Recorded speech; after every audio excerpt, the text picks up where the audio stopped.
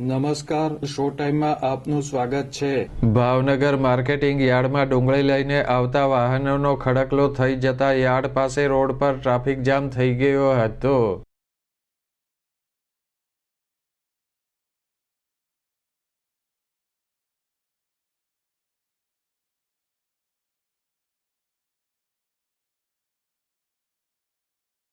Bhavnagar marketing યાર્ડમાં ડુંગળીની આવક શરૂ થઈ ગઈ છે।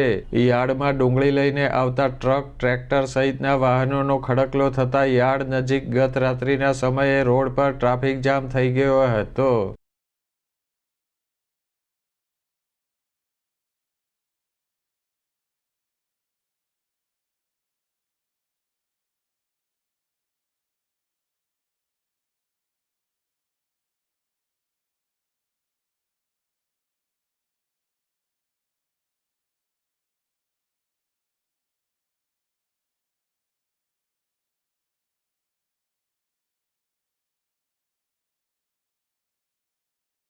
ટ્રાફિક જામની સ્થિતિમાં એક એમ્બ્યુલન્સ પણ ફસાઈ હતી।